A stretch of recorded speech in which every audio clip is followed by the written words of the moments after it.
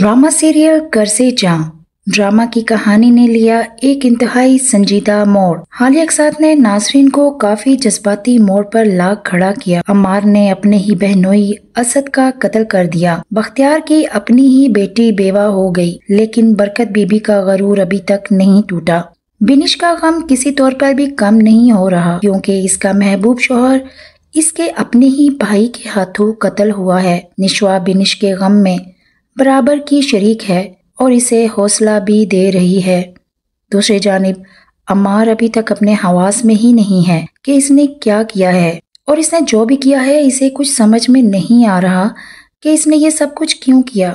बख्तियार को अपनी बेटी का गम नजर तो आ रहा है, लेकिन इसे फिक्र है कि हमेशा की तरह अम्मार किसी तरह जेल से रिहा होकर आ जाए। बख्तियार अभी भी किसी अच्छे वकील का इंतजाम करने में लगा हुआ है।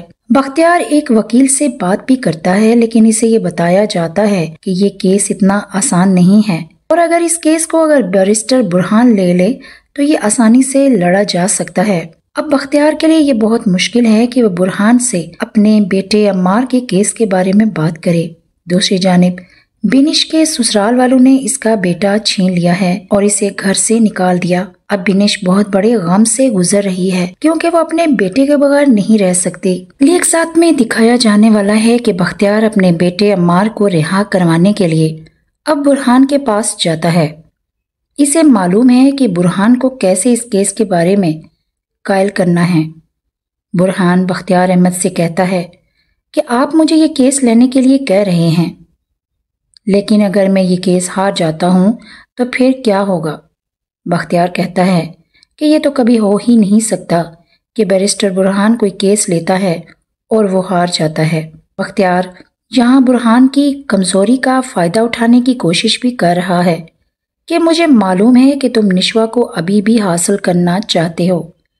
अगर तुम मेरी इस केस के बारे में मदद करो तो निशवा को मैं अपने वादों की कैद से आज़ाद कर सकता हूँ और वो तुम्हारी हो सकती है।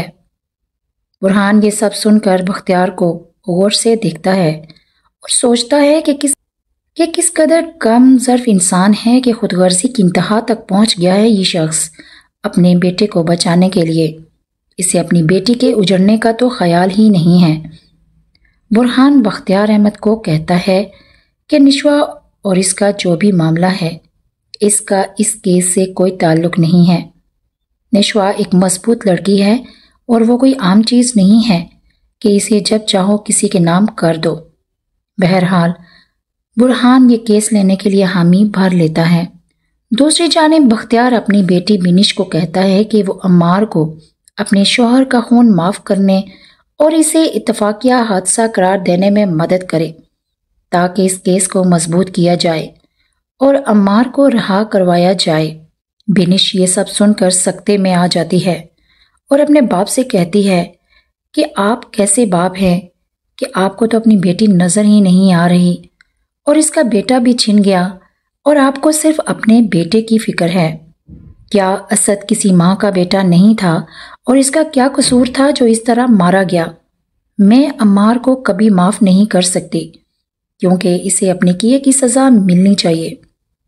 दूसरी जानिब जब निशवा को पता चलता है कि बुरहान अम्मार का केस लेने में दिलचस्पी रखता है, तो वो बिनिश की जानिब से और इसके ससुराल की जानिब से ये केस लेने का फैसला कर लेती है।